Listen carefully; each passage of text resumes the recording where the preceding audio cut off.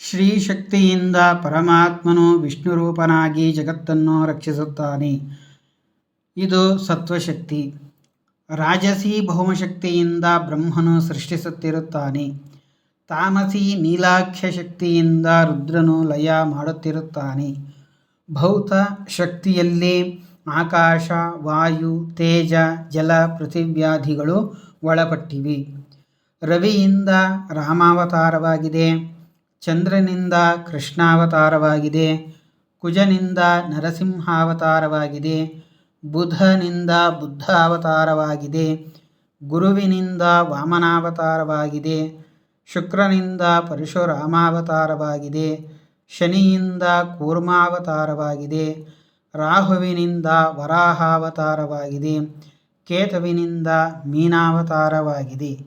ಹೀಗೆ ಮನುಷ್ಯನ ಆಗು ಹೋಗುಗಳಿಗೆ ಈ ನವಗ್ರಹಗಳ ಪಾತ್ರವು ಬಹು ಮುಖ್ಯವಾಗಿದೆ.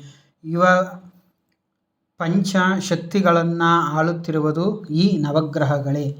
ಆದ್ದರಿಂದ ಮನುಷ್ಯನ ಜೀವನದಲ್ಲಿ ಯಾವುದೇ ಬದಲಾವಣೆಗಳು ಆಗುವುದಾದರೆ ಅದು ನವಗ್ರಹಗಳಿಂದ ಮಾತ್ರ ಸಾಧ್ಯ. ಹಾಗಾಗಿ ಈ ಅವತಾರಗಳನ್ನು ನಾವು ಜ್ಯೋತಿಷ್ಯ ಶಾಸ್ತ್ರದಲ್ಲಿ ನೋಡಬಹುದು. ಅದಕ್ಕೆ ನಮ್ಮ ಜಾತಕದಲ್ಲಿ ಈ ಅವತಾರಗಳ ಪ್ರಾಮುಖ್ಯತೆ ಪಡೆದಿದೆ. ಈ ಅವತಾರಗಳಿಂದಲೇ ಜಗತ್ತು ನಡೆಯುತ್ತಿರುತ್ತದೆ. ಅದಕ್ಕೆ ನವಗ್ರಹಗಳೇ ಮೂಲ ಅವತಾರ. ಪಂಚಶಕ್ತಿಯಲ್ಲಿ ನವಗ್ರಹಗಳ ಶಕ್ತಿ ಅಪಾರವಾಗಿದೆ. ಹಾಗಾಗಿ ಜಗತ್ತಿನಲ್ಲಿ ನವಗ್ರಹಗಳೇ ಮುಖ್ಯ. ನವಗ್ರಹಗಳಿಂದಲೇ ಜಗತ್ತು ಆಳಲ್ಪಟ್ಟಿದೆ ಎಂಬುದಾಗಿ ಜಾತಕ ಫಲಸಾರೋದ್ಧಾರದಲ್ಲಿ ಹೇಳಿದೆ.